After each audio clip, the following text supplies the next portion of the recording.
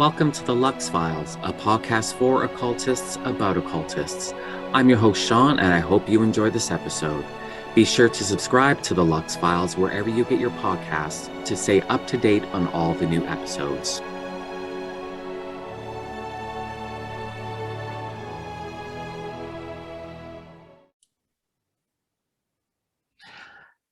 Hello, everyone. Welcome to the Lux Files. Thelemite podcast host, content creator, Georgina Rose. Hello, hi. I'm Georgina Rose. I go by .darling on social media. I'm all across all the platforms. I host the Magnolias And Magic podcast. And in my practice, I'm a thelemite and a ceremonial magician, and I'm very happy to be here. Well, hello. How are you doing? I'm doing very well. I'm having a nice day. Having a good one. Excellent. We got a cold front move in last night. And by cold front, I mean it's now down to the low 80s from. I wish. It's so hot here. It's been so hot here, and we have 100 forest fires around my city. So yesterday it was really bad. Like the smoke has been bad, but yesterday, the air has been so still that yesterday when I woke up, I thought it was really foggy out. And then I went outside and all you can smell is the smoke. And it's been just under 100.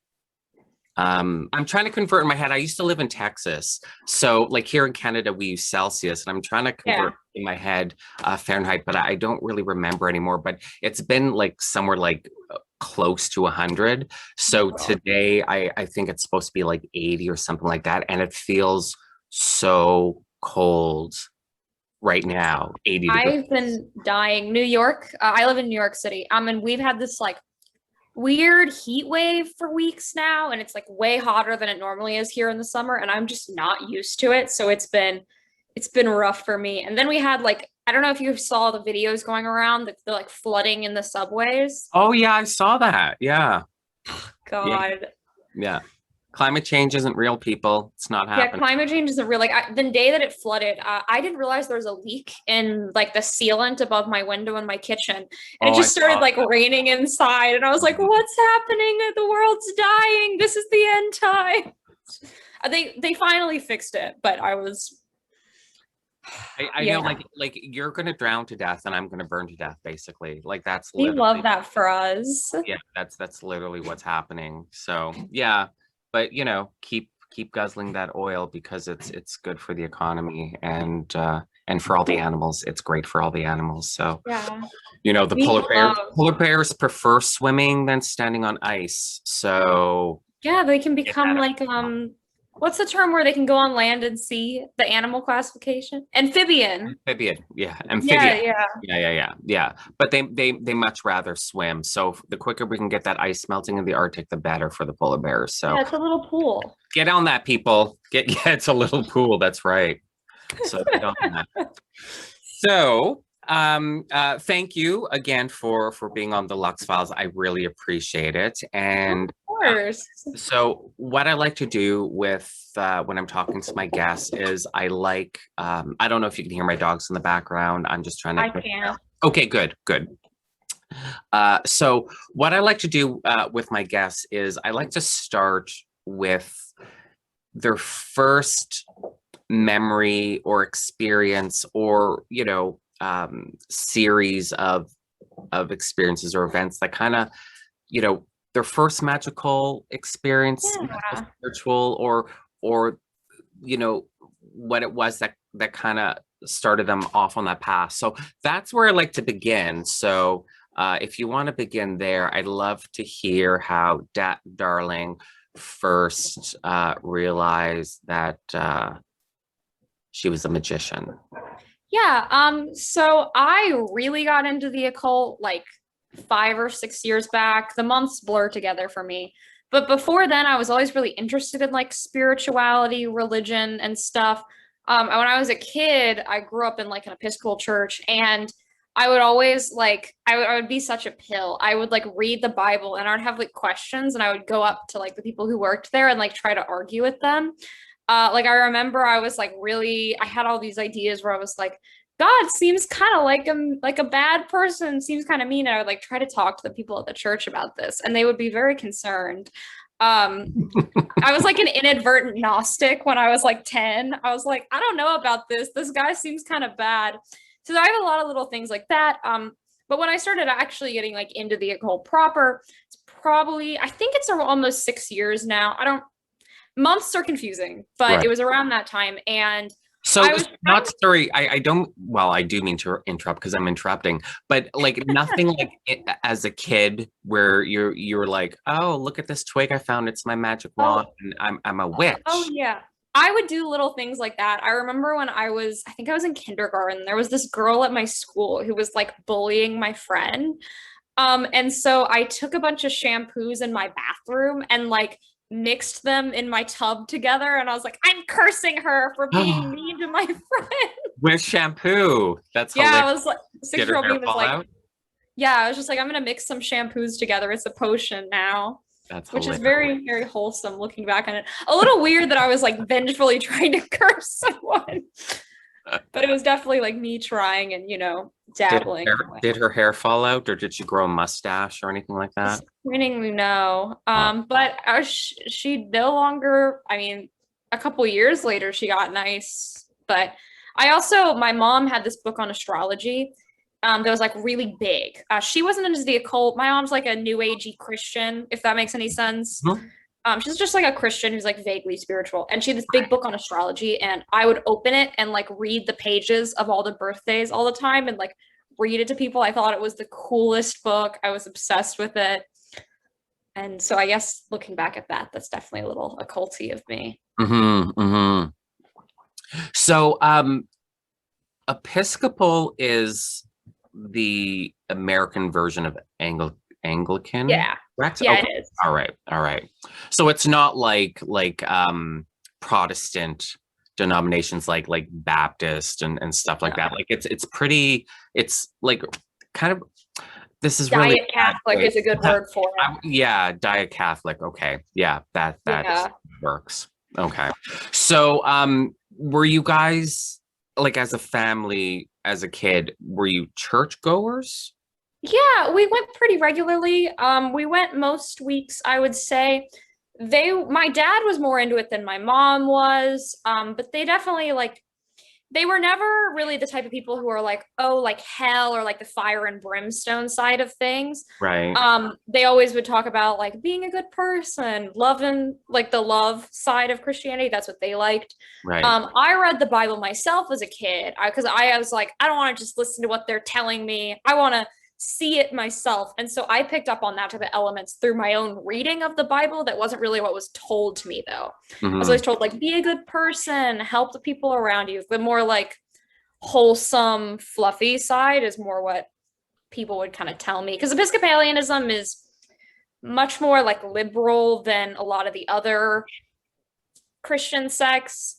They're more about the whole, at least the church that I went to is a little more on the like Jesus side rather than the like you're going to hell type of side.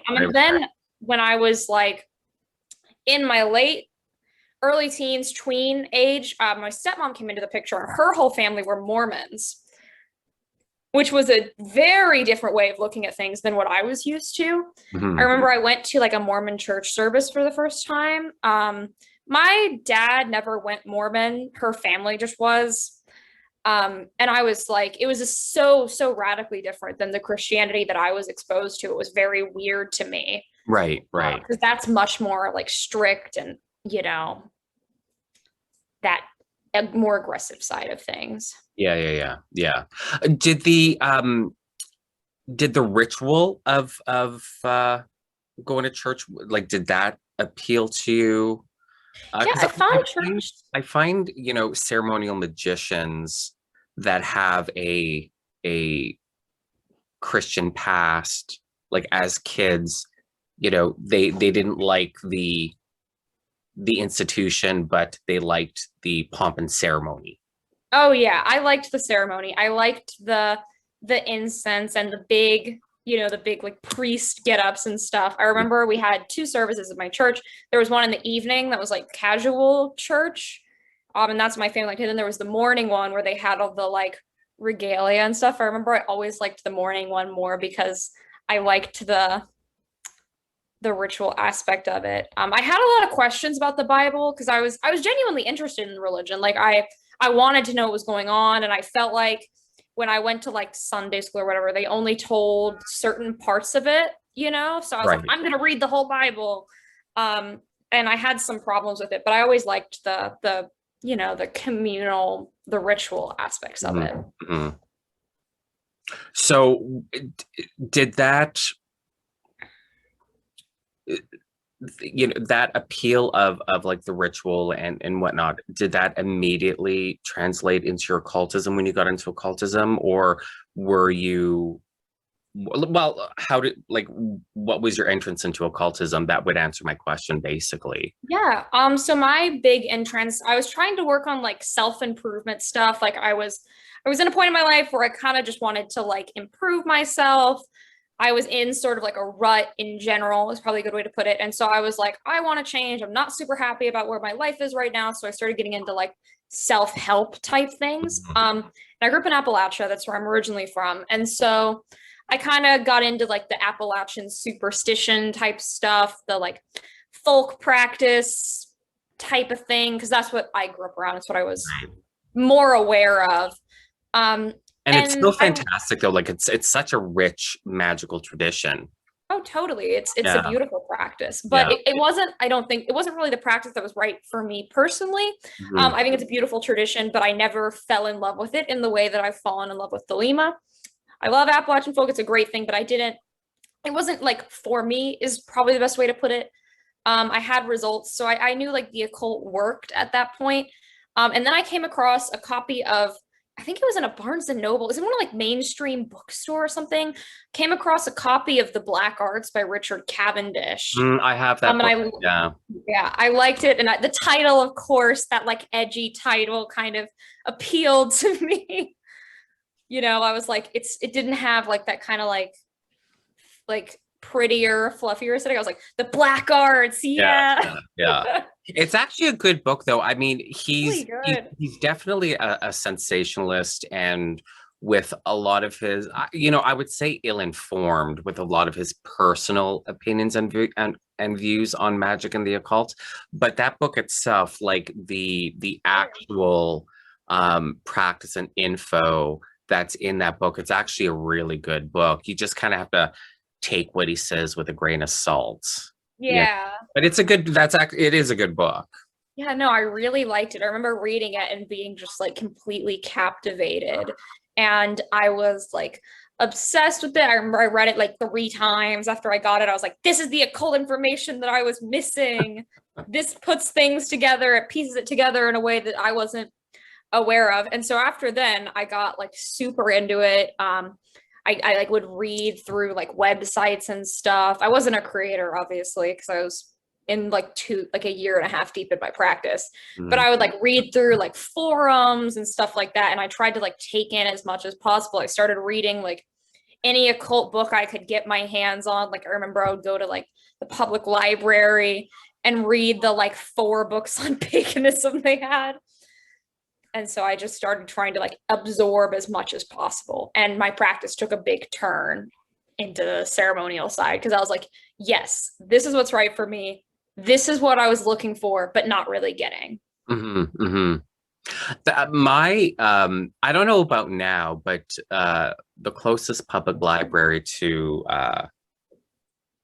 where I grew up had a huge section on paganism and magic and the occult, like huge. And all the mainstream bookstores at that time had really big diverse sections. Not so much now, like with online shopping being so accessible and easy, it's definitely pared down. Like chapters would be like your Barnes and Nobles, basically. So like in my city here, it's a small section, but again, I mean, that's no surprise because online shopping is just, you don't want to pay shipping. Okay, they'll deliver to the store for free. So I've, why yeah. stock, so much? Something I've noticed recently is so like 2 years back in like Barnes and Noble, they call it like the self transformation or the mind, body, spirit, those two sections. They were like really big like 2 years ago, and they've been getting progressively smaller. I've noticed like I went to one of the like mainstream bookstores near my apartment, and the section had definitely like I noticed it's getting a little smaller, which is so odd to me because I feel like Google Trends wise, we're down a little bit from a few months ago, but like I feel like the occult's getting bigger, not the reverse, you know? Yeah, no, it absolutely is. I think that, they can probably sacrifice that space for more mainstream stuff. Because I would think, it's sort of like a specialized niche subject like the occult. Yeah. If you're looking for information, you're going to go out and find it however you need to find it. So if that means having to shop more on Barnes and Noble's website as opposed to the store, I think it's something that they probably know that they can sacrifice the space for, because people will still search out and get their hands on the books, as opposed to like, not to knock fiction, but I mean, I slander time. I think, like a lot of appeal, I would think with fiction is like that cover appeal. Yeah. Which occult books, I don't think many people are picking for like not to be rude, but a lot of occult books, I don't think people are choosing for the cover, because otherwise we would have less Celtic font. I'm sorry, every occult book from like before, like a couple years back, the same font. You know the font I'm talking about, right? I know the exact font you're talking about. I have the font on my computer. I have a lot of books with it on it. I still buy them, but yeah. So I mean, who knows? But my public library was always great with their really big, diverse section, and that was pretty important to me as a teenager. Like a teenager, like you don't have hundreds of dollars a month drop on books, so you buy a little bit of books, and I had the benefit of a really good library.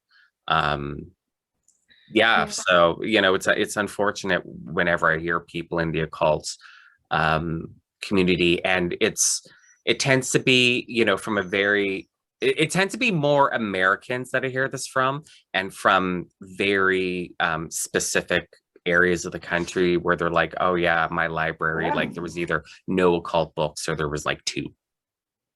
Yeah, I remember I was down in Appalachia. We had a couple, they tended to be, though, I noticed more about, like there were a lot of books on things like herbalism and stuff like that, but they tended to be more about paganism than like occultism, which I always found really interesting. Yeah. There were a couple. I think I probably, when I was younger, read all of them that were there. But I'm glad that it's getting a lot more accessible. I think like there are great resources online now, like Hermetic Library and whatnot, that are really good or Scribd. I didn't discover Scribd until like a year ago, because my co-host Temperance was telling me about it. They have like all of Llewellyn and Weiser, and it's legal to like they're like a Netflix for books. Right. Okay. Yeah. Things like that I think are really good, that they're like non-piracy based ways to read for cheaper, because obviously piracy is bad and not acceptable, but there are thankfully ways to get books for a decent rate now. Because Scribd, that's a subscription service. Like you pay like $8 a month, I think, and it's like all of Llewellyn and Weiser is on there. It's really great. Right. Yeah. So I mean, the publishers, I don't know how they do it, but I think it's like a contract they have. Yeah, I mean the publishers would make money off of that then, this isn't I wouldn't think that this is piracy. No, it's not piracy because I know like Llewellyn and Weiser have said it's not piracy. I don't. Okay. Piracy. Yeah, yeah, no, it's legit. It's a legit site. It's not piracy. Oh, that's good. I've never actually really checked it out. No, it's really good. I thought it was going to be really, when I heard about it, I was like, okay, it's going to be like Kindle Unlimited, where like every book on there is like middle-aged mom romance novels, you know? And then I checked it out and I was like, whoa, this is actually like really good. I'm glad resources like that exist because yeah. It's definitely good for people to be able to have access in a way that's not harming the community. Yeah. I mean, I prefer my physical books. Oh, they're definitely better. But yeah. But I mean, if you have limited funds, if you can afford like $8 a month as opposed to $50 per book or $30 per book, then definitely go that route. I never really fully signed on to ebooks, really. But I mean, I'm also old. Like I realize I look like I'm 23, clearly, obviously. But I'm 42. So I mean, I grew up in a non-digital world. So that's definitely going to influence my preferences. I have ebooks because there's just some books that they're just ebooks, like you get them as physical books, but I'll always go physical over like an ebook or an audiobook or something like that. Yeah, I personally prefer physicals over ebooks. I'm in my early 20s, so I grew up around the internet. The internet's been a part of my life for my life. But I find ebooks, I can't exactly articulate why, but I tend to get less into that super zoned in headspace when I'm reading ebooks. Maybe it's because computers are riddled with distractions, but I find I tend to read better with physical books, but I know some people who don't have that sort of tendency. Yeah. And audiobooks, I struggle with them. I read faster than audiobooks read to you. Right. So I don't know. I'm not an audiobook person, but I know for a lot of people they're really helpful, especially people who have like attention, like ADHD style stuff. When I lived in Texas, I used to travel a lot. Like my job, like I'm literally in a different city every day. And my Druid order, I'm a member of the Order of Bards, Ovites, and Druids.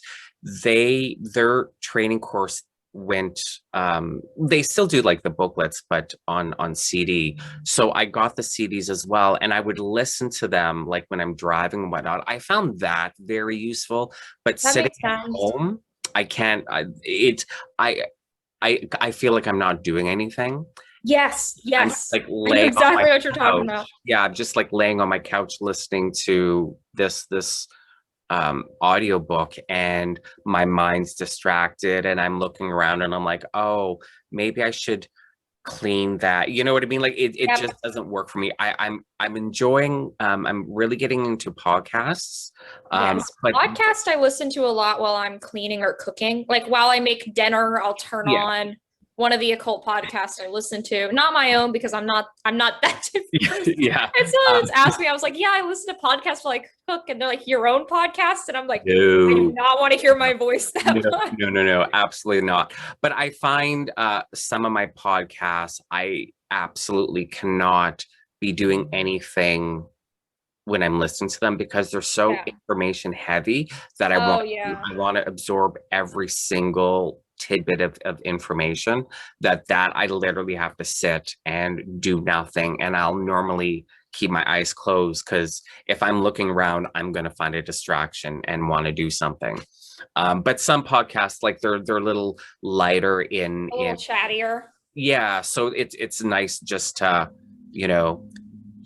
just to listen to that talk and whatnot. So yeah, that's honestly why I do my podcast as commentary, and my YouTube videos are super information dense because I feel like if I made like the way my YouTube videos, if you've listened to one of my Occult 101 videos, I talk really fast. Like there's a lot sort of flying at you, and they're only like 15 minutes long. And I've considered, like, when I did my Sephira, the Kabbalah stuff, like I was like, this is going to be, I remember I was recording that and setting up to talk for, explain it in 10 minutes. And I was like, let's see if this can even work. Remember I set up my camera and I was like, let's hope, because I feel like if I made that type of content the length of my like weekly podcast, which is an hour long, OOS is like 45, or excuse me, Magnolias and Magic, we just renamed. I keep forgetting that we renamed our podcast. Oh, when did that happen? That happened right before our current, this like literally less than 2 weeks ago. So it's super recent. Okay. Yeah. We renamed for our third season. But I feel like that's why those podcasts I think are so good for commentary, because if I made my YouTube style video the length of my podcast, I think it would be one of those where you'd have to like completely pay attention the whole time. And I think it would just be too much, if that makes sense. Yeah. Because like whenever you even read a book that's like super dense with information, like I remember when I was reading the Golden Dawn Black Brick book, which I have laying around, I reference it a lot. I was like, I had to read like 10 pages a day because there's just so much in there, you know? You can't like sit with that. I mean, I guess someone may have like sat with that and read the whole thing through. But I think I'm proud of you. I've read it through, but I had to read it in like really small increments because there was so much to absorb each chapter. Yeah. So yeah, no, that makes sense though. Yeah. That makes sense. Okay, so we totally digressed. I don't know if that's a digression or we just whatever. I went off on a tangent. So okay, so The Book of Black Arts by Richard Camendish. Yeah, I loved it. I remember like reading it and reading it again, and they had the little section on like how to get the numerology from your name. Remember I like took out a notebook and calculated it by hand, and that's literally like what, like chapter 3 something. Yeah. Like 2. Yeah. That's I'm gonna say it again, that's a really good book. I think it's worth anyone picking up. It's a nice light overview of some occult practices, just you know, when he starts throwing in his opinions. And the like last 2 chapters that are a little they're interesting to read, but it's like just it changes from like an overview of subjects to a strong perspective. Yeah. That's a good way to describe it. Yeah. So so like that was your first like more occult book. Yeah. So did that book, I'm talking up this book like it like it's so great. Now I'm trying to think what's all in there. Was there anything in there? Were you able to kind of like do a bit of occult practice from that one book? There were certain things. It's the problem with that book though is it's more about explaining than like how to do. So that I did like the few things. They didn't really give like exercises. Like if you've read like Psychic Witch Hunt has like a ton of like exercises in there. It's much more like, this is what Kabbalah is. And it would imply things that like describe practices for like a sentence. And so I tried to replicate them. Some of them with not a lot of context, which I cringe at now, but I think it's pretty good to cringe at what some of the first things you did. Oh, absolutely. You know? Yeah. I think that's normal and good. Like, I remember after that book, I was kind of edgy, you know, and there's certain things that I look back on. Like I read, because I've kept records of my entire practice from the start. Like I've written every single ritual I've ever done down in like these like notebooks. They now are a stack of them because I've burned through a couple. And sometimes I like read back through the first one and just like die a little bit inside at some of my things I did.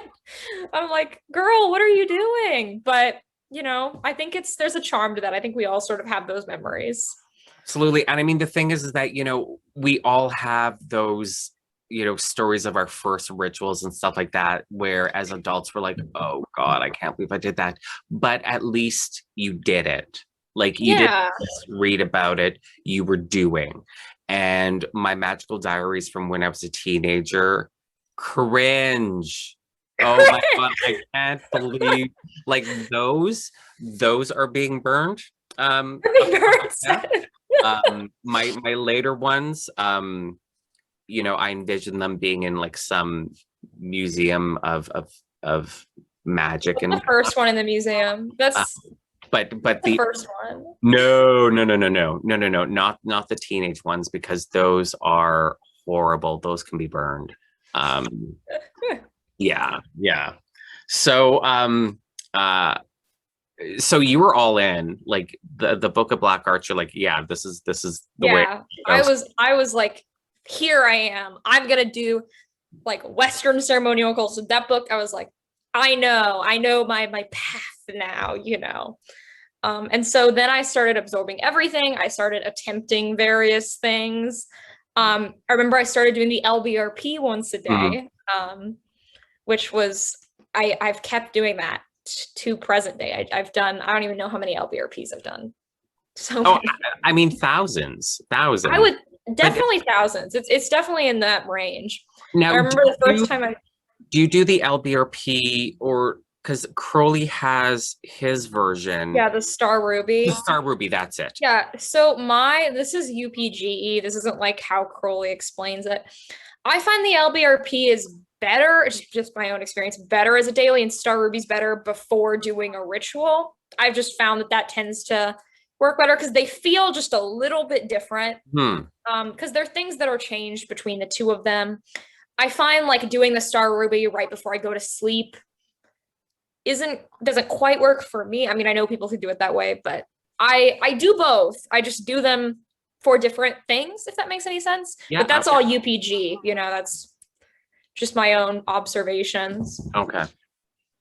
But Crowley's verse, so Crowley takes a lot of those like Golden Dawn rituals and sort of makes his own take on them, but some he doesn't have his own like rework of. So I just do some of the Golden Dawn rituals in my Thelemic practice because a lot of the ideas of the Golden Dawn and Thelema are pretty close on specific things.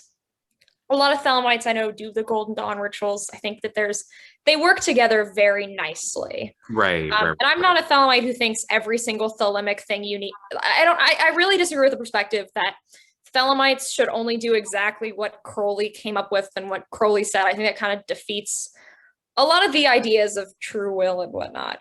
So I do mostly Thelemic stuff, but I pull other things in, and I think that's completely fine and makes sense personally. I think it's very weird to follow like Thelema's ideas about individuality and true will, and then like LARP is Aleister Crowley. I think that's a little. I have some issues with all that, but I think the Thelemic rituals are really great, and I've had very great experiences with them. Yeah.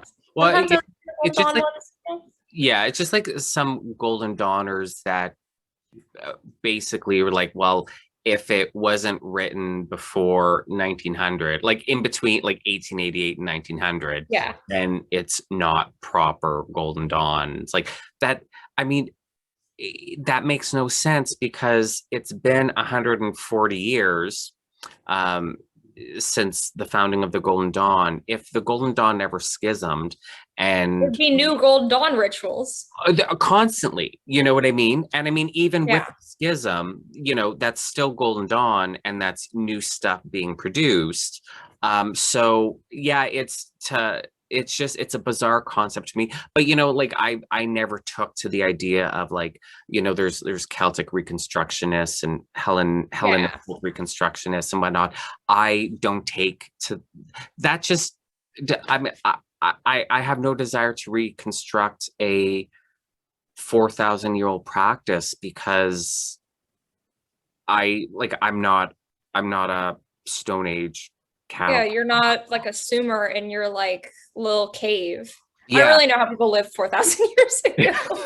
I like to picture like just like cavemen like hanging out at Stonehenge. Yeah, that was a little bit earlier than 4,000 years ago. History understander here. I'm not a Stone Age cattle farmer. I'm not gonna, practice magic or spirituality as one, So yeah, so I have no real knowledge of Thelema or the community. So I don't know how prevalent that idea is, that if Crowley didn't do it, it's not to be done. I don't know if that's big in Thelema. We actually have a term to make fun of people who think that way called Crowleyanity. Crowleyanity is when you act like Aleister Crowley's like infallible Jesus and just essentially try to like role play as Crowley and never deviate from a word he says, never challenge any of his ideas that a lot of Thelemites like, as Thelemites, we don't like Crowley started Thelema. He's not like Jesus Christ, know? So we actually critique like certain things he said. A lot of people will change certain things, like that's completely fine. But there's definitely that group who are just, I really like the term Crowleyanity. It really amuses me, and I think it sums it up pretty well because this Crowley came up with the term Crowleyanity. And it was it a letter that he wrote someone? Well, we use it use it in a very spicy, not nice way. Like you're using Crowleyanity in a different way. I feel like it was a letter he was writing to someone. I don't think it was like a diary entry anywhere. I'm pretty sure. I'm trying to think, but he uses the term Crowleyanity as like, all things Crowley and, all of his and his writings and da da da da da. So I don't get it.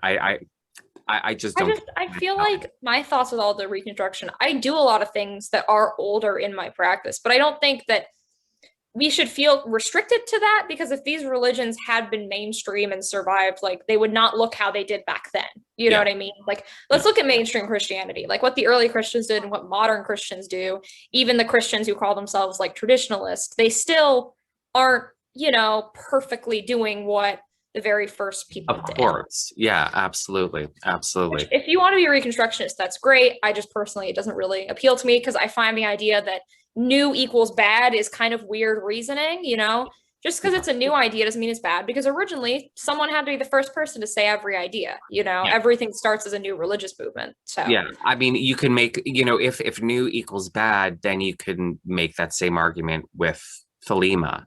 Because we're newer. We're not ancient by any stretch of the imagination. And you can be like, well, Crowley just made this up and it's not true Golden Dawn stuff, therefore it's invalid. So but can it really be invalid if it works though? Exactly. Well, that's my question. That's if Thelema works, if the rituals work, which I found they work, how is it invalid? Like that. You can think Thelema's bad for whatever reason. There are actually genuine good criticisms of Thelema that I do get why people have. Like, you don't have to like Crowley. Crowley is extremely polarizing, to say the least. But I think saying it's invalid if it works is a very weird position to take. Exactly. Like, that's kind of like the if I close my eyes, it's not real type argument. Like, if I do not see, it does not exist. Yeah, exactly. So I want to talk about Thelema more, just because I don't know a lot about Thelema. But before, let's jump back for a second. And how did you get into Thelema? And what was it about Thelema? Because, in the current climate, Crowley is so polarizing. It's like, what is it about Crowley? And this is where, like I said, like where my lack of knowledge of Thelema comes in, because I'm thinking, okay, Georgina Rose is a young, early 20s woman. What was it about Crowley that she's like, oh yeah, I'm all in, because I think Thelema equals Crowley, you know what I mean? Where I'm pretty sure you can probably be a pretty decent, effective Thelemite ritual magician without a lot of Crowley, on your mind all the time. But like I said, that's just like, because I don't know a lot about Thelema. So in my head, I'm thinking, okay, well, a 20-year-old woman in this climate is like, oh, Crowley, I gotta have me some of that. So I just so how did you get into Thelema? Like what was it? Was like ding, ding, ding. This is it. Yeah, so I got into Thelema because I was researching ceremonial magic more generally, and I started like reading Crowley's stuff, and I liked the way he explained things. In terms of Crowley as a person, I find a lot of his exploits entertaining, but I don't think the two of us would have actually gotten along very well if we would have met. I think we wouldn't have meshed too well, but I think his ideas are really great. I don't think you can fully like remove like the Thelema Crowley thing. Crowley is a part of Thelema. I don't really think you can take Crowley out of it. People have tried. But Thelema is as well bigger than Crowley. I personally really like Jack Parsons and the stuff that he wrote. I think his work's really good. I've been getting into Frater Akkad recently. There's Kenneth Grant, though I'm not a Typhonian. So there are more people than Crowley that are part of the Thelema conversation, but Crowley is obviously the loudest voice. You can't separate Thelema from Crowley's ideas to a certain extent. You can separate it a little bit. You can be like Crowley critical, but I don't fully think you can like extract Crowley out of Thelema. Personally, I do have some critiques of Crowley, but I find his rituals work very well. Like if you try them, like you will feel a lot. You'll have a very profound experience. I think his insights on occultism, I mean, they shaped modern occultism in a lot of ways. I think that he's like his ideas on why magic works, why like he explains things in that way that I think a lot of very recent occult material and conversations kind of skip. I think the way he syncretizes so many things is really impressive and something that I really like, because I think syncretism is a beautiful thing, which in a way is almost a controversial thing to say in this climate, as syncretism has become a big, or in my generation of people, a big sort of divisive debate almost. Which I don't want to get into. Here for like 5 hours. We can skip that, definitely. But I'm definitely on the syncretism side of things, and I do really like the idea of true will. It's something I really connect with, and something that has really empowered me in a lot of ways. Like thinking about that whole notion has really helped me make decisions for me and really improve my quality of life. I found that it works for me, and I found that it's really helped me. So you're reading Crowley's works. Was there a point, like, were you kind of say focused on his works, and Crowley is just an occultist from 100 years ago, an author, and then you kind of found out, you learned about Crowley and his exploits and whatnot, or did that happen all at the same time? So I was reading his occult works before I knew a lot about him. I knew who he was, right? Like, I think pretty much everyone knows in the occult community who Crowley is to some degree. But then I really wanted to research, who is he? What are these? Why do people hate him? That was the real thing that I was like, I don't really get why he's so disliked, So when you were learning about his life and whatnot, did that give you any sort of pause? So there are certain things that definitely I was surprised by, but the thing is, a lot of the really negative stuff about his life are grossly exaggerated. Like, if you actually read Confessions or Père de Warbo, or like any sort of biography of him or his own writings on what goes on in his personal life, it's nowhere near the level that people build it up to be. I feel like when I was reading through his works, it was deconstructing a lot of the misconceptions I had heard, like a lot of these things that I'd heard about Crowley, I was like, oh wait, that's actually false. That's entirely false. And so I don't know, I find his life very fascinating now. Oh, absolutely. Like if you scroll through my TikTok, I make a lot of like Crowley history memes, basically. That's the best way to explain them, because his life there's a lot of just fascinating stuff that happened. But I learned the occult stuff first, and then about him. I think his occult work is more important than, maybe this is a hot take, is a lot more important than his like crazy exploits and him going and having a whole thing with Victor Newberg and climbing K2, like all that stuff I think is secondary to me. Like his occult stuff I think directly impacts me and matters a bit more than all the sort of wild stories about him. But I'm not going to deny that the wild stories are fascinating, and fun is a very weird word to use. Interesting. Yeah. read about. Well, entertaining. I mean, you know, They're entertaining. I think the stairs story has to be one of my favorites. entertaining is, I think, is an okay word to use, because I mean, we're entertained by murder and bloodshed in movies and television shows. So I think it's okay to say that his exploits are entertaining. They're entertaining. Yeah, like I remember I was reading through the National Geographic article about his K, because he led the first manned expedition up K2. They did not get to the top. It kind of crashed and burned. But reading that story, I remember I was reading it and I was almost laughing, and I was like, what am I reading? Because I didn't even heard about that, which was weird, because I grew up around, like, my family was like really outdoorsy growing up. Like my dad was a huge cyclist, and so I grew up around like all these like outdoorsy stuff. And so I was reading all the mountaineering stuff, and I was like, how have I never heard of this? Also, what the fuck is happening? I highly recommend reading. It's by Nat Geo. It's on their website. There's an article about Crowley's K2 expedition, and the way they write, like the way they explain things, is just really funny. Because the person clearly doesn't know what the occult is, who's like writing the article. There's some sort of, sports correspondent, and they're like, my favorite is the line, he may appear satanic, but according to him, there is a difference. Like, it's just the way it's written is just so funny.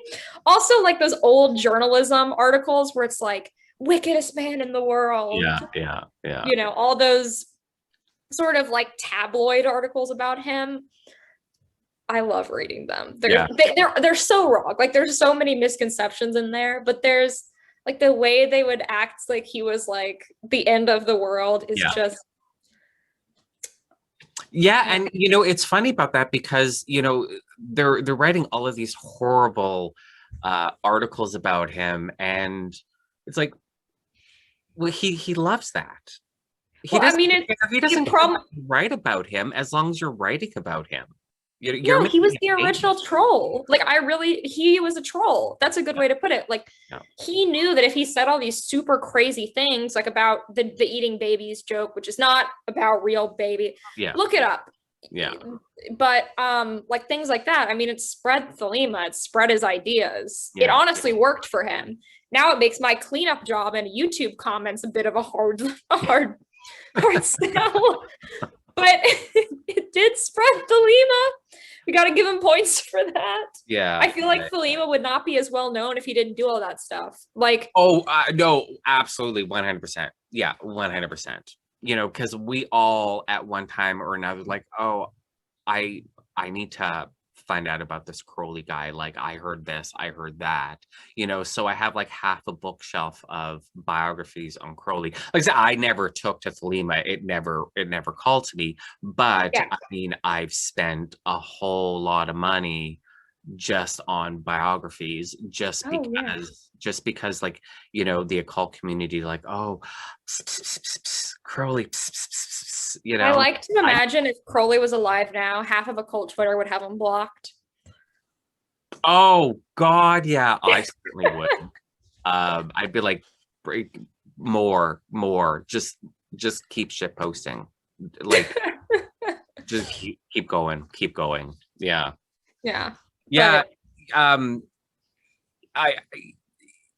I find people's reactions to Crowley in the occult community, and more specifically in the pagan community, to be very interesting, because especially with pagans, because you listen to them and their criticisms of Crowley and why he's so evil. Yeah, literal Satan. Yeah, and it's like, you're kind of like a non-monotheistic Christian, because like you believe in all these gods, but like you're literally that crazy preacher in the right now. You know what I mean? Crowley's so bad because he did something edgy. Yeah, and it just surprised me to like us pagans, we love to talk about how it's moralizing is what it is. It's but how like we've chucked off the yoke of Christianity and blah blah blah blah blah, and then you know, they're like, oh well, Crowley's evil, and you know, sex work is horrible, and blah blah blah. Gerald Gardner was a pervert, blah blah blah blah blah. It's like, okay, zip up your pants, your Christianity showing. No, it's cultural Christianity. Like I fully believe cultural Christianity, and especially people who are so there are two things why I think this happens. One, I think we have cultural Christianity here in the US. I think that whether like our culture is so heavily influenced by Christian teaching and philosophy, it's essentially a cultural overtone to a certain degree. Two, people who are ex-Christians who don't fully deconstruct when they're entering pagans, which I've admitted, I talk about it in the Magnolias and Magic episode. That will, sorry for swearing. I did not mean to. Okay, swear away. I mean, that should be coming out. I hate kids. 2 days after this goes up. We talk a lot about. So I have no kids watching my podcast, so there you go. Yeah. So I know, like in that episode, we talk a little bit about this, but like, it's really hard to get some of those internalized Christian ideas out of your head, especially things like hell, sin, like. It takes years to fully unlearn that and to integrate into a new framework of thinking. And I think a lot of pagans have just not done that work, and it just hasn't happened yet, which I understand. I mean, I had the nagging fear of hell for quite some time. Now I don't worry about it. But it was definitely something that took a while to get out. And I think it's like that type of mentality. And sometimes it's even subconscious. I don't even think some people are fully aware of it. Oh, absolutely. I just find it amusing though. You know, when you see this kind of thing going on like Twitter or whatever social media, you're a Christian. You're a Christian, so you know. Also, like, can we talk about like, okay, look, if you're gonna criticize Crowley, why are you just going after that he was like, why are you going after the slut shaming type things? There are other things that you can poke at, you know. If you're gonna critique Crowley, spice it up with your critique. I want some new quotes. Okay. Right. It's some of the stuff I think that gets really overlooked, that it's kind of like you're criticizing this guy that's been dead for over 50 years. He's been dead for a hot minute. For X, which is like a blown out of proportion story. Meanwhile, here's this floating around, and you're not even bothering to touch it. Like no one is like, oh, he was so racist, da da da da da. Everyone's like, oh, he was the wickedest man in the world. Oh, ooh. Like, well, number one, no. Number two, I love Crowley is the wickedest man in the world, because Crowley was alive while Stalin and Hitler were alive. Yeah. Like, you're really gonna put Crowley on the top of that list. You know? Yeah, exactly. So like, of all people, there were way worse people alive while Crowley was. He broke his oaths. He published the Golden Dawn rituals in the Equinox. Do you own the black brick? Well, okay. Okay, here's the thing. So he published the Golden Dawn rituals in his Equinox. However, he didn't take the rituals that he had on paper and here you go, it's in the Equinox now. So they were kind of like breakdown, sort of like, you know, like sort of like step-by-step breakdown as opposed to the full rituals. But he's bad. He broke his oath. But look, everyone praises Israel Regardie for publishing all the rituals in full and saving the Golden Dawn.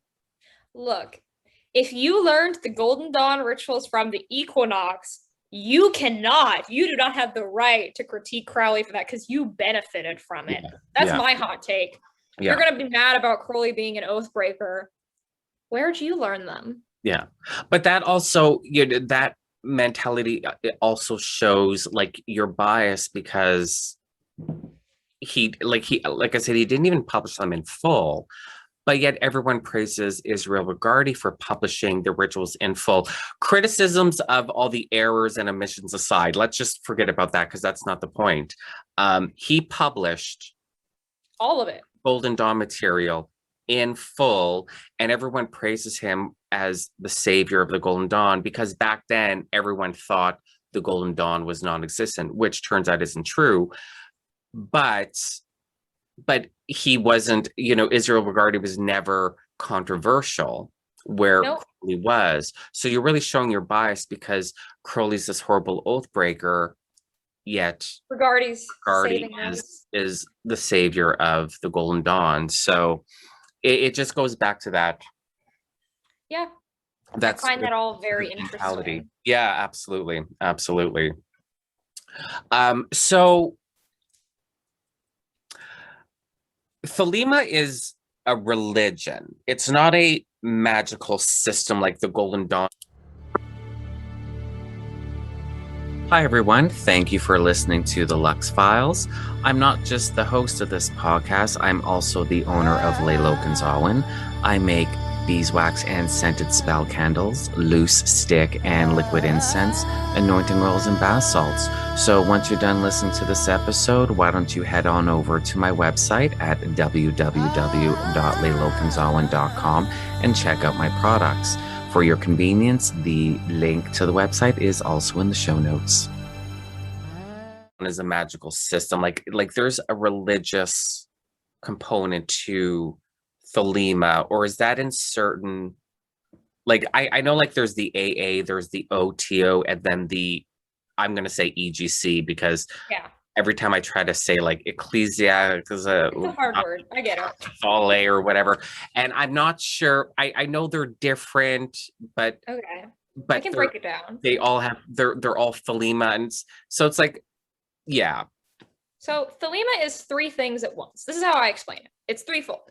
You only really need to do one of these things to be a Thelemite. Most do all three. Thelema's a religion, a magical system, and a philosophy.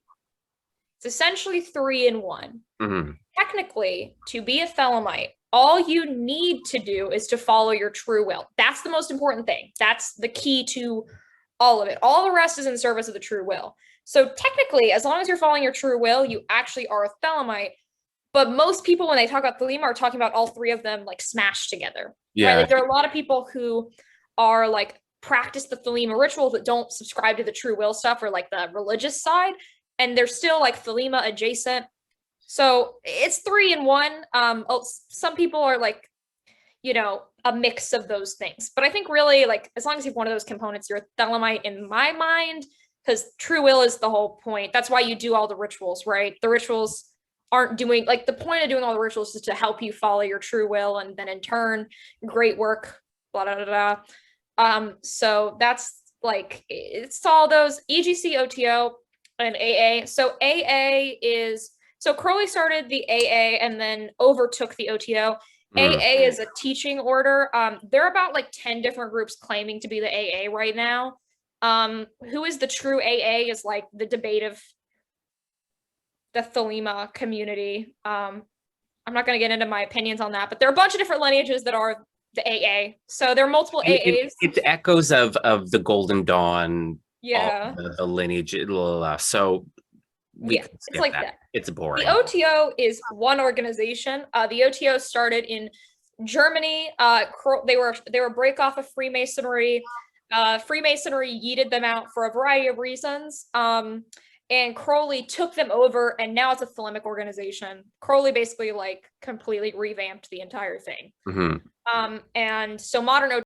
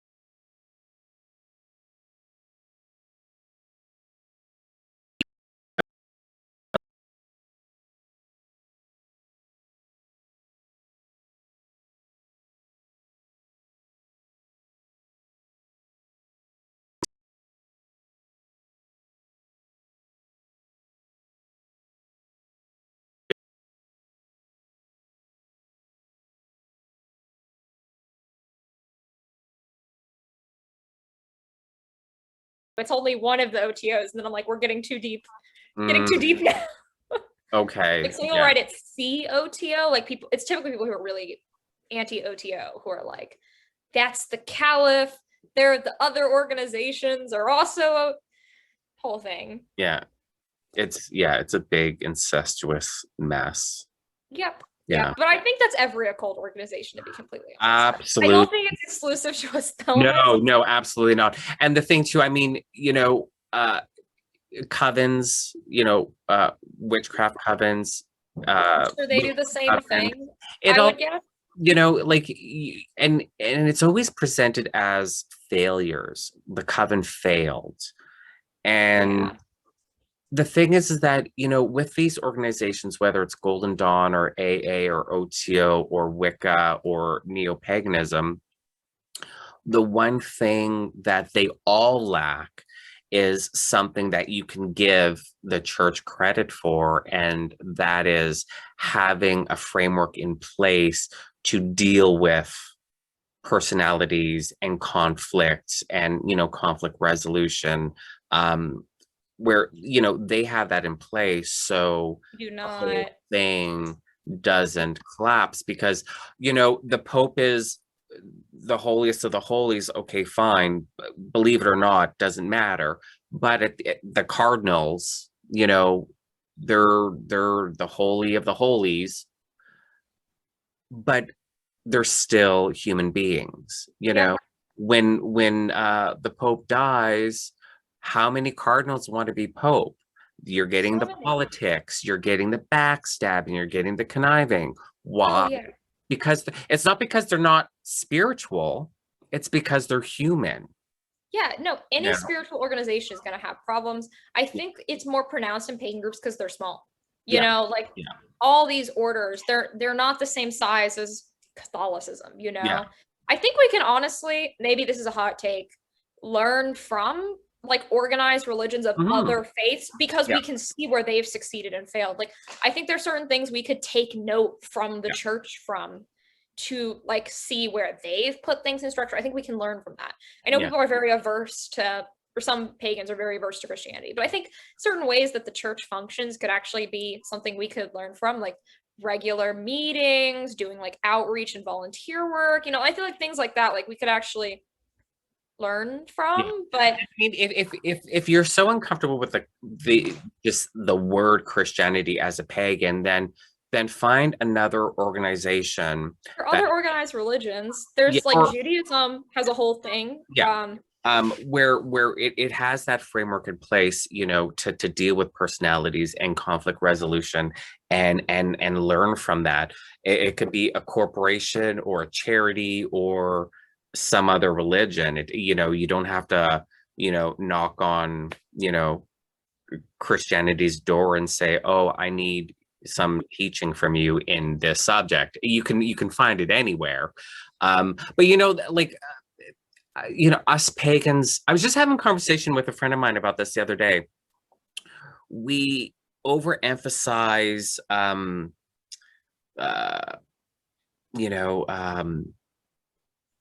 the tearing down of hierarchy, because of course hierarchy in some people's minds equals patriarchy, and like we make such a big deal and are proud of tearing down institutions, but we don't put anything in their place. So we tear down, hierarchy and structure within our groups. We pretend we're all equal and democratic, and just because you're democratic doesn't mean everyone is equal, 100% equal, because you're going to have people that tend to be more leader, people that never want to put in the extra work, and so we pretend we're democratic and equal. And what happens when you pretend that you don't have any leaders in a group of 15 people? If there's 3 people that want to be leader, there's going to cause problems. No matter how ascended you are, we're still subject to petty human problems. And these groups have no nothing in place, no safeguards, no training, no conflict resolution, because those are part of the institution, the organized structures religion that we are so proud that we tore down and destroyed, you know. So yeah, it's just sorry. Well, the problem with organized religion is not that it's organized, it's the things that come with that. You know, I think that we definitely, because a lot of people get into paganism and the occult after, I mean, really bad experiences with the church. Mm-hmm. Like personally, that wasn't my story, but I know a lot of people do get into this stuff after having a negative experience with something else. And so they go like this reaction, like hard the other direction, like the pendulum swings too far. Yeah. Yeah. And then it created its own set of problems. Yeah. So yeah, I mean, it's just human nature. And I think schisms actually can be beneficial to an organization, because you have the, let's say the Thelemites that are like, okay, if Crowley didn't say it or write it, you can't do it. And then you have the Thelemites that are like, we need to grow this. Yeah. Okay, split off. Well, that's kind of what's been happening recently. So I said the word schism on Twitter. People got mad at me. But there's been a big, Thelema is kind of falling into two camps. I've noticed this. I've observed this. People, they use different terms for themselves. Peter Gray, Scarlet Empress, says progressive Thelema. Some people threw around post Thelema. There are a lot of terms, like these people who are like reformist. I think that's the best word for them. There are a lot of different ones. Some of them do not like each other. But there are a lot of groups that I would say are in this camp where they want to. My favorite of them, there's one called Temple of Our Lady of the Abyss. I really like what they do. But they're these group of Thelemites who are very critical of Crowley, like very critical. They're Thelemites, but they want to distance themselves from some of the more toxic elements. They're typically more anti-hierarchy, whereas the other Thelemites are really pro that. And they're not more eclectic, but they tend to move a little in that direction. Okay. I feel like that camp and the other camp, which are typically like OTO members, you know, I call them traditional Thelemites. This isn't like a real term. I throw it around to separate, but like the people who are very much into the OTO, the degrees, they're a little bit more formal, and they're more traditional in their thinking, and they're much more pro Crowley. I feel like Thelema's falling into the schism, personally. I've observed this. I don't know if anything's ever going to come from it, but Thelema's definitely breaking into these two separate camps. Right. And so I think it wouldn't be a bad idea for them to kind of split off. I mean, we've got organizations that are pretty solidly in one camp or the other. Yeah. Like Temple of Our Lady of the Abyss and the OTO are pretty clearly sort of on one side and the other side of this. But I think that Thelema could use maybe a split. Not a split. That's not what I want. But I think that we should be okay with like, hey, we're both Thelemites. We're kind of like different types of Thelemites. Yeah. Like the Typhonian Thelemites, they're still Thelemites, but they're definitely separate from the rest of us, you know? Like I think they could do something like that. Absolutely. Give themselves a little addition. Yeah. I like the term progressive Thelema, you know, that's a good one. Yeah. Or something like that. It's good for organizations, you know, because if you and I are butting heads in our lodge, that's going to cause problems and harmony for the lodge. So let's split. You're going to have your lodge with your approach. I'm going to have my lodge with my approach. And someone from my lodge and someone from your lodge, they'll end up splitting. I think it's great. I think it's fantastic. There's nothing wrong with it because Solomonic groups are already small, you know? They're pretty small organizations. Yeah. Yeah. You know, and we've already got freaking 15 OTO splinters. Yeah. And I mean, the TOTs. You can split the world without a lot of drama, just because I am pro Crowley and you want to distance yourself from Crowley, or vice versa, whatever. I'm just using that as an example. Yeah, that's kind of a big debate, to be honest. It doesn't mean, okay, well, that we have a different opinion, so therefore we both hate each other. So let's have all of this drama while we're schisming. No, let's stay friends because we've been friends for 10 years. Yeah, and we have similar ideas. I consider myself sort of in the middle of these two camps. Yeah. You know, I don't really see myself I don't know. I see both sides of the argument with Crowley. You know, I see both sides. I think both sides have a really good point. Yeah. So I kind of fall somewhere in the center, but I think that there's nothing wrong with, you know, splitting. Like we already got the Typhonians. Yeah. They're already their own sect, their own little club. They got their own order, you know. Yeah. The Typhonians are still Melamites. Yeah. And you know, well, and that's the thing, like a lot of people, you know, when they talk about the Golden Dawn, the Golden Dawn ended in 1900, when there was a schism. Well, no, the schism doesn't mean an organization has ended. A schism means the organization is expanding.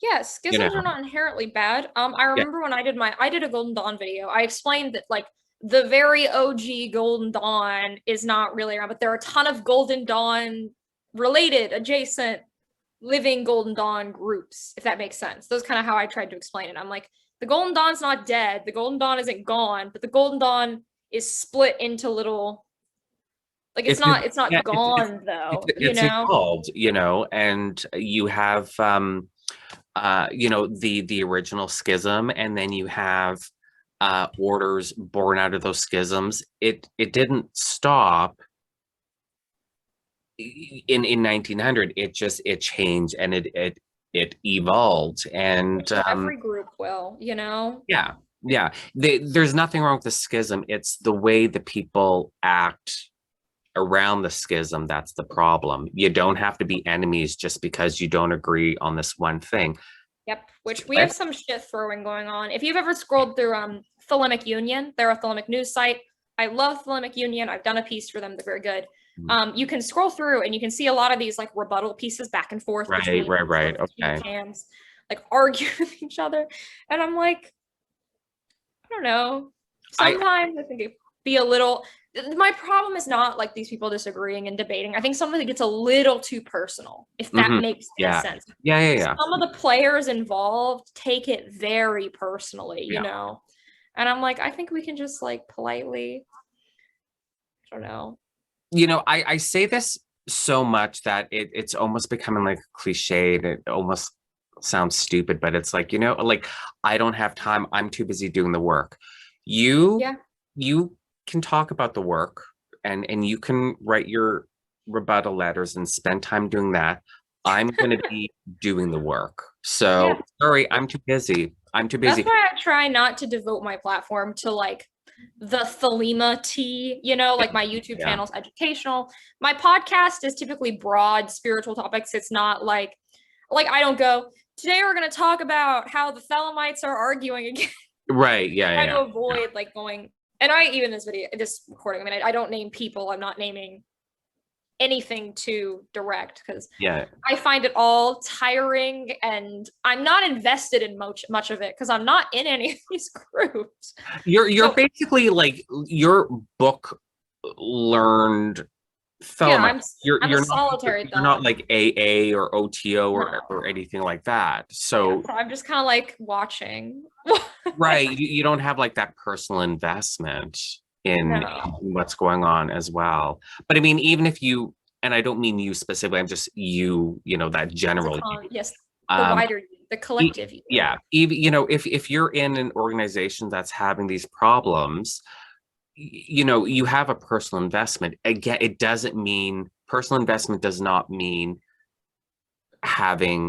creating or participating, engaging in drama and hate. We disagree with each other on this one small point. Okay, fine. I'm going to go my way. You're going to go your way. Let's do our own thing. We're expanding Thelema or GD or Wicca or whatever. And let's just get on with doing the work.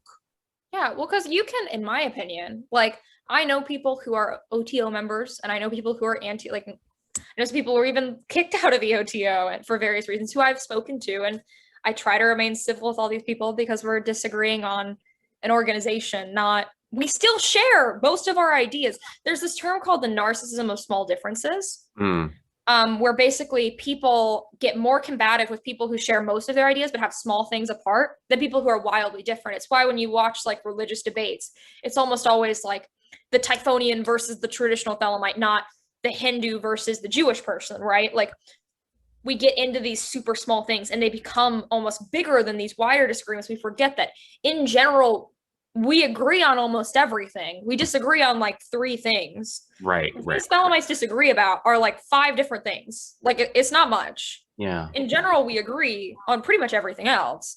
They're just certain things that make us go back and forth. And I'm like, we can disagree on these small things and still treat each other kindly, not shit throw, and discuss them in a more polite way. You know, like I don't think we can disagree on these things and still get along, is what I'm saying. Like, Yeah, absolutely. Of course. Of course.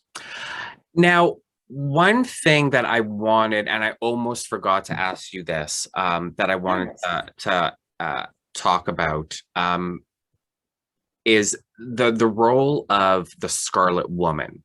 yes. Now, I have my idea of what the role of the Scarlet Woman in Thelema. Like, I'm thinking, like, you know, there's like a sort of like a magical partnership, you know, that male female polarity, as opposed to Scarlet Woman, some whore that's just, you know, like, you know, sexy baby loin. yeah, you know, like the like, you know, like she's just basically the naked altar.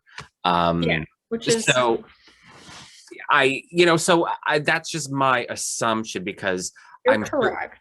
Oh, okay. I kind of, yeah. there's got to be more, because It's I feel like there's enough emphasis on the importance of the Scarlet Woman to be more than just the naked sexy altar lady.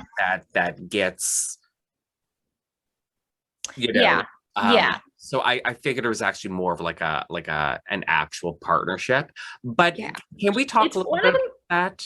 Yeah, well, the Scarlet Woman is, first of all, the most misinterpreted idea in Thelema. I think that's there, personally. Like, I think Babylon and the Scarlet Woman have been wildly misinterpreted. Right. So the Scarlet Woman gets portrayed, and I actually had it in my YouTube intro for a long time, but I swapped it because I was tired of annoying comments from people who didn't know. But basically, a lot of people think Scarlet Woman is sexy lady whose legs are open all the time, waifu, like she's pure hypersexuality. And it's like this, you know, the Madonna whore complex. I feel like some Thelemic men are like, in the old Aeon, women were prudes. So now let's see all Thelemic women as sluts, which is super damaging and causes actual problems within Thelema. Right. Like real problems. Talk to any Thelemic woman, you're going to hear someone, at least one person in the room, if you're with a room of Thelemic women, is going to have a story about how some guy was like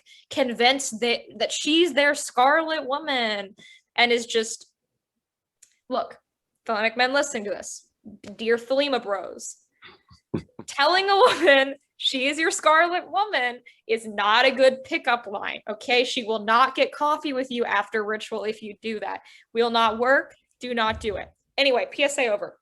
Basically, the Scarlet Woman is a very complex thing, and the Scarlet Woman is much more about fulfilling a magical purpose in very specific rituals. And the Scarlet Woman is also like not just any any woman you find pretty.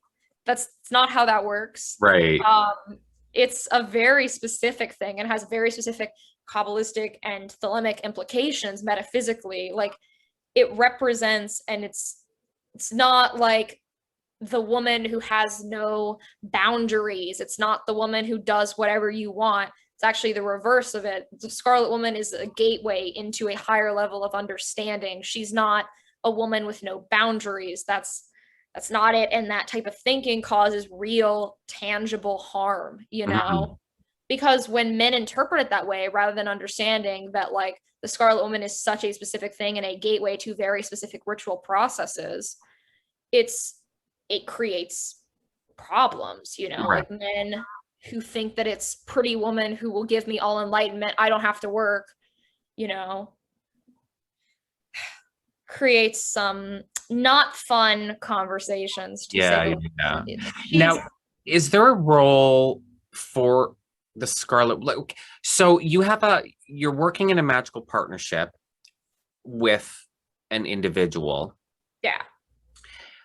Are you the Scarlet Woman in all of those magical workings, or is it just sex magic Well, when a woman is a Scarlet Woman? And yeah, I think people take it in a very sexual direction because they're definitely Crowley likes to use sex as a metaphor for everything, right? Because sex is the representation of the bringing of life. So it's a microcosm of any magical working, right? Because when you do something, you make something happen, you give birth to, whatever you're trying to manifest. So that's why the sex thing is so heavy because it's the creation of life. That's sort of the ultimate act of magic, right? So when we talk about rituals, there are other ways to sort of represent that. And the Scarlet Woman is a little looser than like just one thing you embody for like two rituals. It's kind of more of a role. It gets really complicated. I'm trying to like simplify it down as much as possible, so I don't have to talk for 10 years. And I'm assuming like the average person listening to this isn't like super, super versed in all the nuances, but more or less it's a role, and not everything Scarlet Woman related is sexual, though that stuff does happen. Yeah. Thelemic sex magic is also way less exciting than I think people think it is. I think it gets, because of Crowley's exploits, like this feeling, this like sensational feeling, when a lot of the times it's just you with one other person who most of the time the person's dating. Yeah.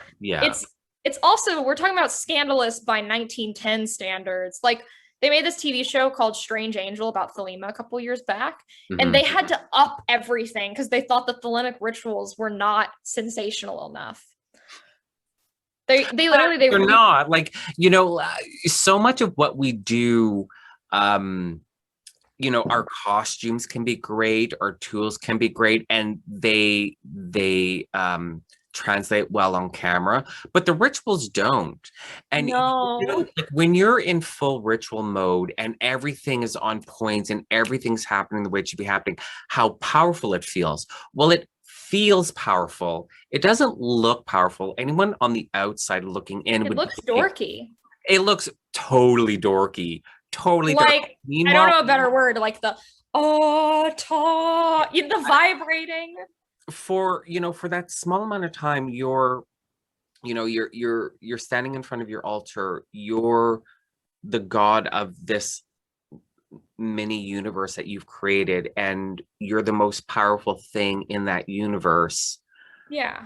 But you look like a dork. Yeah, like I was watching the show, and some Thelemites are really mad because I don't know if you know. Do you know how Gnostic Mass kind of works? Basically, in Gnostic Mass, there's a naked woman on an altar, right? And the people who wrote Strange Angel said that was not exciting enough, so they like added oral sex to it, basically, which is not in actual Gnostic Mass. That's not there. Yeah. And a bunch of Thelemites watching it were like really annoyed, and I'm like, if they put a whole Gnostic Mass in there, that'd be an hour-long episode of people like walking in circles and vibrating. And I'm like, that just wouldn't translate. Yeah. It just, it annoys me, like witches, like actual witches, when a television show or a movie sensationalizes it, and they're like, no. Okay, it's entertainment, it's fiction. I don't hear you complaining about Harry Potter. Harry Potter is deeply offensive.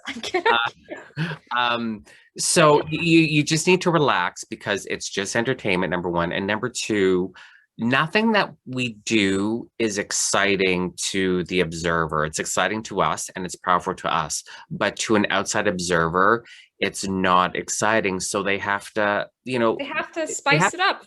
Absolutely. One of my favorite movies is called A Dark Song. Oh, that one's so good. Yeah. Now, this woman and this magician go through the whole Abramelin process, and everything, like there's nothing in that movie that they're doing that's Abramelin. And I mean, but if the movie showed the first part of the Abramelin, just the eating bread and praying, the eating only white bread, it would be really boring. So yeah, let's have her lay on the floor naked while he paints Chinese characters on her back, because that's certainly a lot more interesting than eating bread. You know what I mean? Silently eat your bread and rainwater. Yeah. So, but it's still a great movie. It's It you know, is. it's and for us occultists that know how powerful that process of eating bread is and praying is, we can translate that feeling into the sensationalism that we're seeing on camera, and they actually harmonize really, really well. So I don't Yeah. get when occultists and witches and Thelemites get, oh, that's not what we do. No, Yeah. but the power of that visual is matching the power of what's happening to you in ritual. Yeah. So for us, it harmonizes really well. Yeah. For mundane people, it's just entertainment, and they're going to forget about the entire scene the next day, so it's not a big deal. So you need to relax. Like something that stands out in my head is when Strange Angel, the Thelema show, they'd had him do the Bornless ritual, and then he like fire erupts behind him, and I'm like, that fits the ritual tone. Like they use the actual ritual, like the script is correct. Yeah. And then there's like fire, and I'm like clapping. I'm like, yeah, that's how it feels. And I'm like, they would just have him standing there saying those barbarous names that are like super hard to pronounce. Yeah. You know, like it would be rather bland. Yeah, exactly. I mean, it has to be entertaining because they're creating entertainment.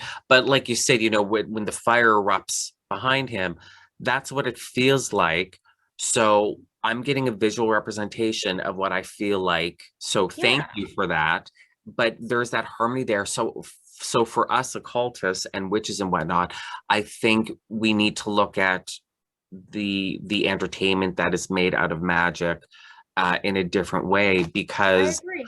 I can't, the most elaborate ritual I can't feel myself doing and post it on YouTube and have that same kind of exciting feel of entertainment magic, because it's not entertainment magic. It's magic for me within, you know. So give me entertainment magic so I can enjoy it. So I can enjoy it, but I can see a visual representation of what I'm feeling, and I can put those two together. And like good fiction, it allows, I was saying this to Thorn Mooney when I did her episode, you know, like nonfiction books are good for theory and for practice, but allow yourself to be inspired by fiction books, because fiction books allow you to dream. So, you know, entertainment occultism can do that as well. So we need to be less uptight about that. I actually filmed myself doing a ritual, and I never posted it. I filmed a full Solomonic ritual I did. I put my camera on a tripod in the corner of my room, and I did it, and I filmed for like a long time, and I uploaded it from my SD card, put it on my computer, and I watched it, and it was excruciatingly boring to watch.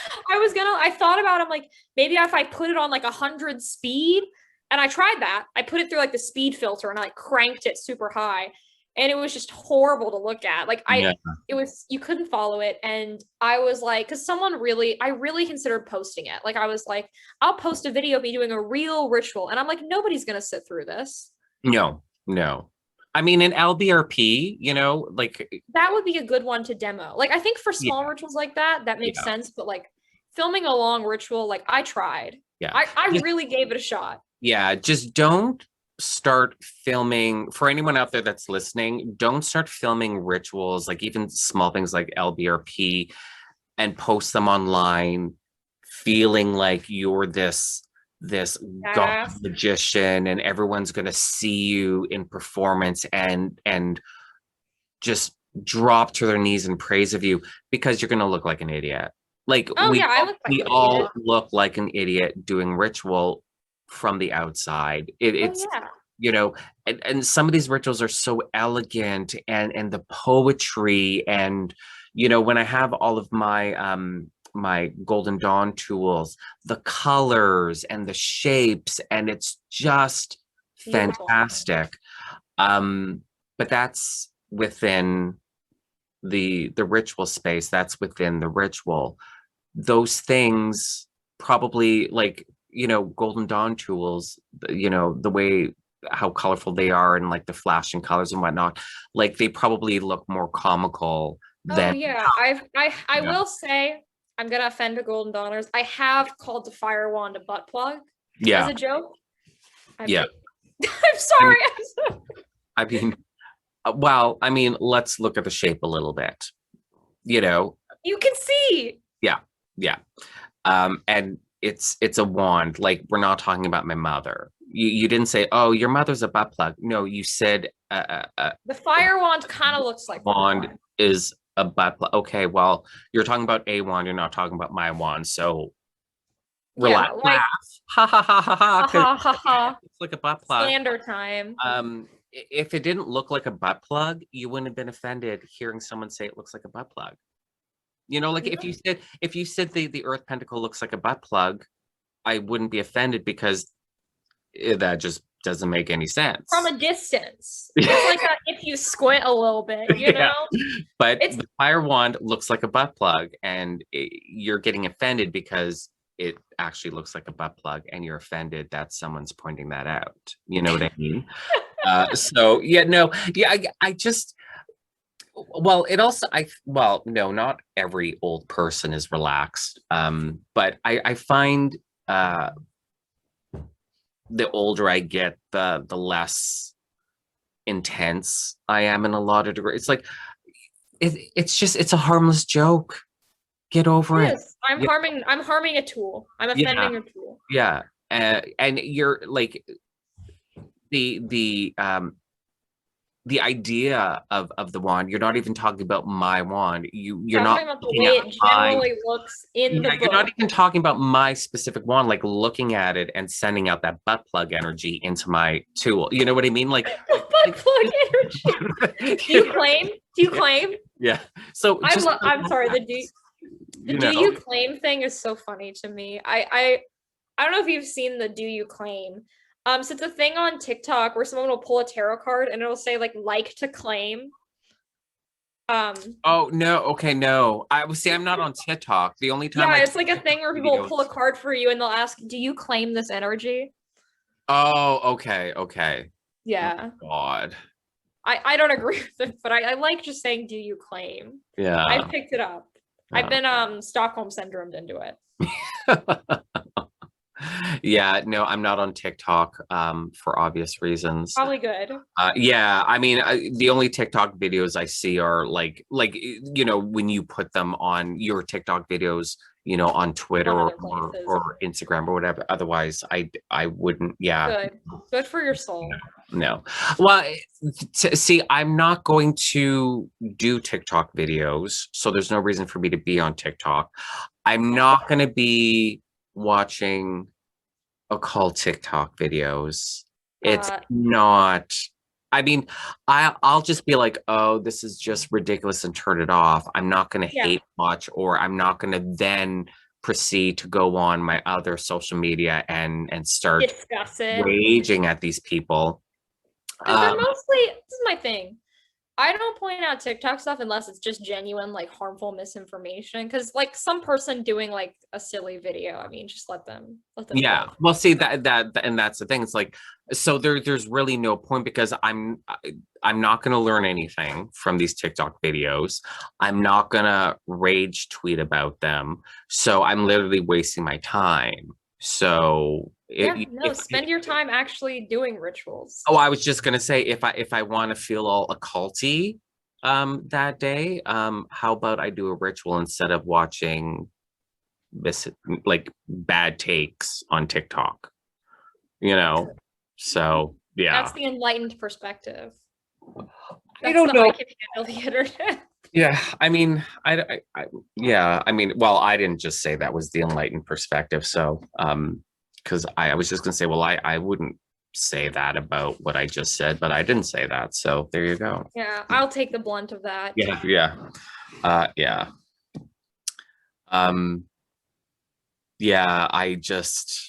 I don't know. I mean, I don't get both things. I don't get going on TikTok and just spewing this stuff, like whatever comes out of your head and you're like, oh, that's a good idea, let me put that on video. And at the same time, I don't get like the rage tweeting about said video. I don't get either perspective. It's just like both are just such a waste of time to engage in that. I'm like, I have better things to do, you know. Smart.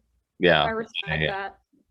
And, you know, but I like, so well, I don't know, do I like social media or do I just want to like social media? I have a complex relationship with social media.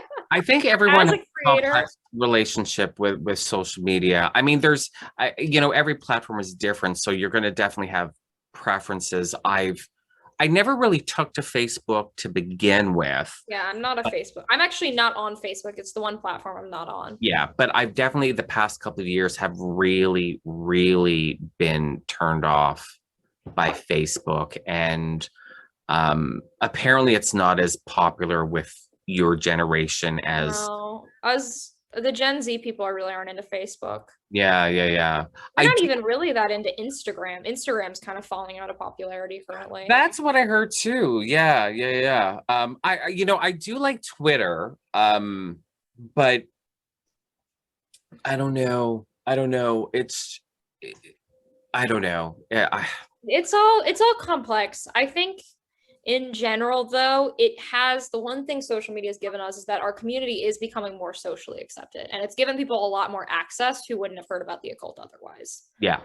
Got to give it that. It exposes people, and sure, a lot of people who see it are probably just going to have like a 2-year phase and then leave, but there's going to be real adepts who get really into the occult deeply from these pages. You know? And you know, for every adept, you're going to probably have 100 people that come into the phase, which, and leave it, and that's fine. Fine. There's nothing wrong with leaving the occult.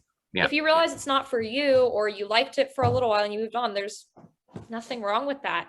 Yeah, absolutely. You know? There are things that were phases for me.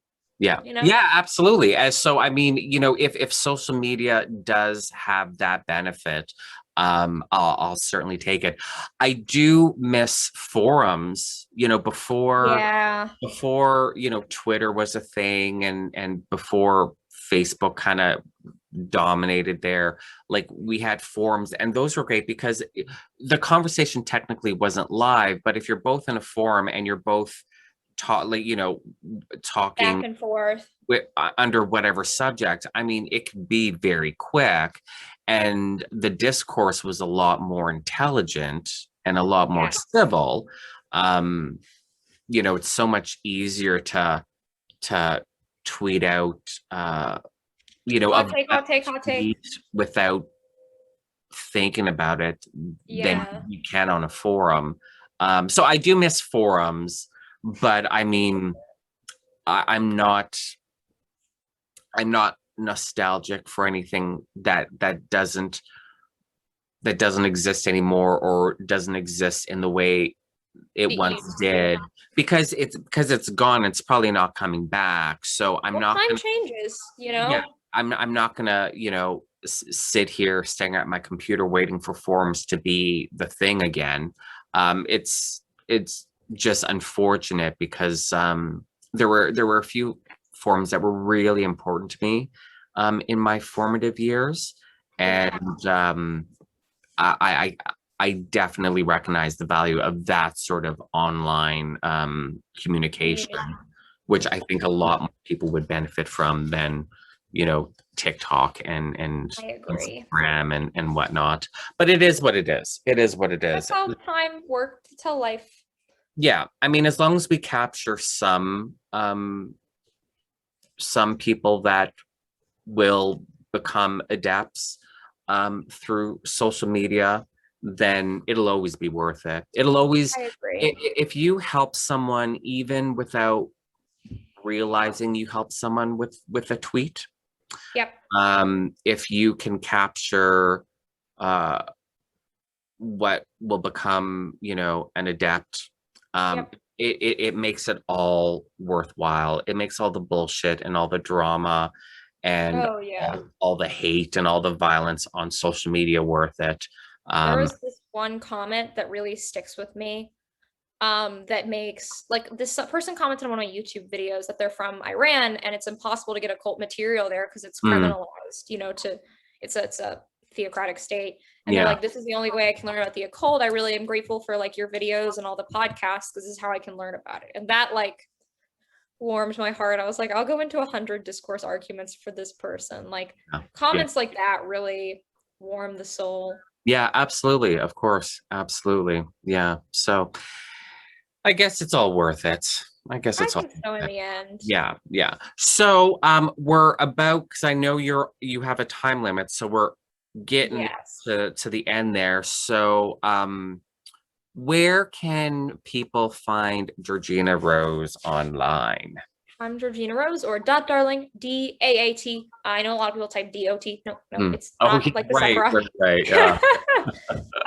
So I'm on Instagram, Twitter, TikTok, YouTube, Patreon, Twitch, and I'm under Magnolias and Magic. That's my podcast, and it's on all major podcast providers as well as YouTube and Patreon. And that's pretty much where you can find me.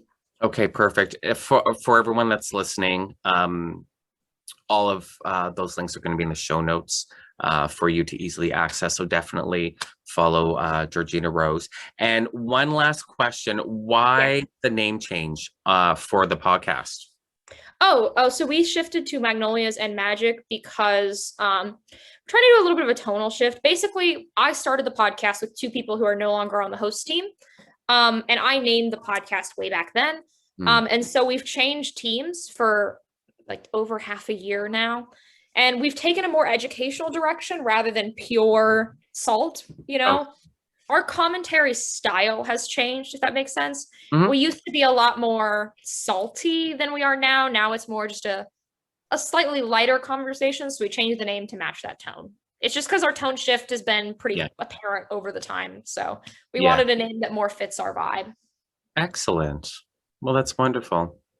Good stuff. I like the way things evolve.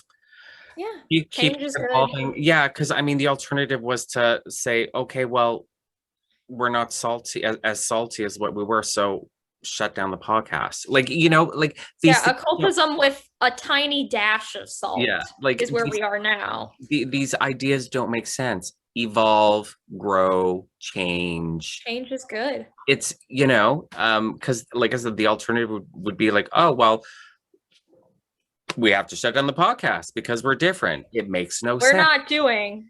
Yeah, it makes no sense. Y'all are gonna have to take my computer from my hands to get me to stop. I know, right? Okay, I will not stop. And that's a threat. I'm kidding. Evolve, grow, change, schism, splinter.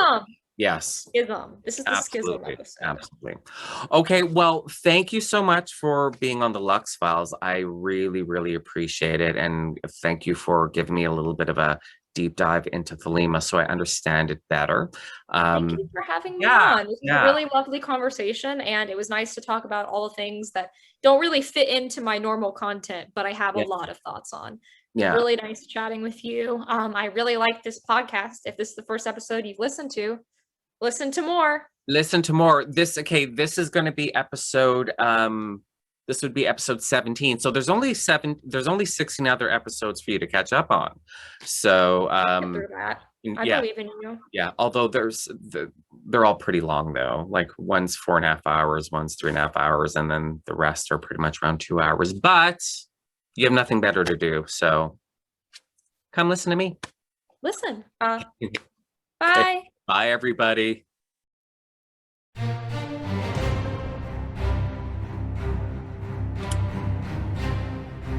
Thank you for listening to this episode of the Lux Files. You'll find all the guest links in the show notes, as well as the link www.lailokensAwen.com/links. That link will get you to my page of links, where you can then go to my Lailokens Awen website, the Lux Files page, and my Lailokens Awen YouTube channel that has all the Lux Files videos. It also has all my social media links there, so you can follow me and the Lux Files. And don't forget to subscribe to the Lux Files wherever you get your podcasts. And lastly, if you enjoyed this episode, please consider leaving me a review. Until next time.